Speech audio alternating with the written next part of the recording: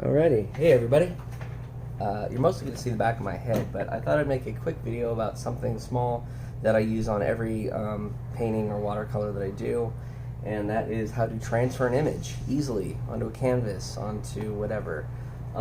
Basically, this is the fastest, easiest way I have found with as little tools and production as possible. So what I'm going to do, just for ease, I'm not going to be blowing this image up at all. That's another step.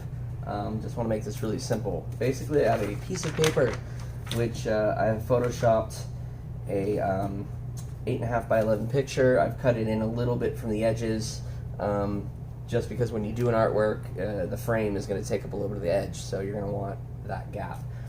Here is some watercolor paper. I Greeked out who it is because they don't pay me, and I think it's copyright infringement, but this is just basic watercolor paper you can get just about anywhere. That's what I tend to use. You flip it open, find a page you like. You'd like to keep it as part of the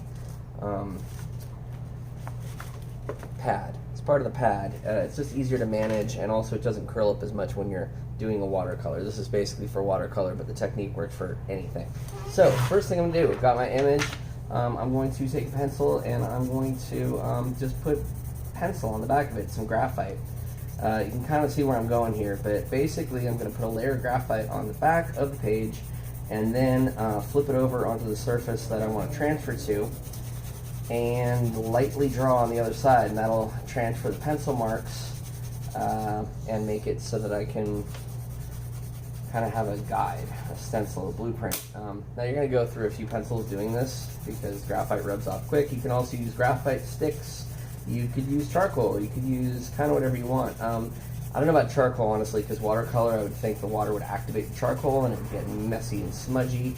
I like pencil because you can kind of vary the pressure and make it not too dark, or you can make it really light. Whatever works for you. You can also play around with different lead thicknesses and have a darker image or a lighter. I think for watercolor, it's nice to have a really light one that you can just barely see, because watercolor is semi-transparent, and you're going to see that mark if you don't make it dark enough. But if you make it too dark, then it's going to get in the way. Anyway, sorry, I thought I'd be facing the other way. That's why I made that back of my head remark in the beginning. Anyway, you want to try and get every little spot you can, because you don't know where on the front you're going to be drawing. In fact, if you really want to, you can grab some paper and sort of smudge it around so that there's no ungraphited paper in between these little lines. So basically, I've got my graphite all over this paper, and I'm going to stick it on here. Now here's where you want to center it on your page. You want to make sure it's how you are going to want it in the end here. Your final product, or final product. I do way too much art for money and not enough for satisfaction, which is why I call it a product sometimes. Anyway, hopefully you are making art just for fun and because you love it, not because you have to pay for the rat race. Anyway, so you can take one of these sharp pencils you've been using, and I'm just going to go ahead and trace out the major shadow shapes. So let me turn that off, sorry. I'll do this one little spot here. Basically, this is an obvious shadow shape line. It's a division of dark and light, pretty obvious. So I'm going to make marks for myself, all the obvious stuff. So like this little change where the sweater comes in, where the shirt comes over, where the outer lines are. I'm going to just make marks for myself so that later, when I come back in here and I take off my stencil and I'm just using watercolors, I go off the edges. Again, this is just for watercolor, but I go off the edges of that pencil line, and it tells me kind of where to put my color. And sometimes I'll even reline it in a color. Don't usually reline anything watercolor in black, because unless you're doing some kind of graphic tattoo art, there are really no black lines in real life between stuff. Colors just kind of abruptly end, and contrast generally makes a division of what's going on. So that's about it. I did this one little piece.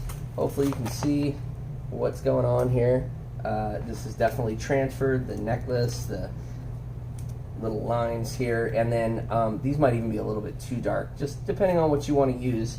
I would then go through all of this and then come back over it with watercolor, redefine it, and then you won't see that pencil edge. For oil painting or acrylic, you're going to go right over your pencil edge. For gouache, same thing. Watercolor is the only one you really have to worry about the pencil being too dark. Although sometimes the lead will smear with the stuff. I haven't made one of these videos in a little while, and I certainly haven't faced the camera, so I'm trying to get back on the horse and do this a lot more. Hopefully somebody found this enlightening or helpful. I'm sure most of you are just looking at it going, I do that all the time, or why not use a projector? But this is how I do it, and basically you can do it with a pencil and a piece of paper and your original and nothing else. You can do this in the desert, miles from civilization. So anyway, hope that helped. Talk to y'all soon. Thanks.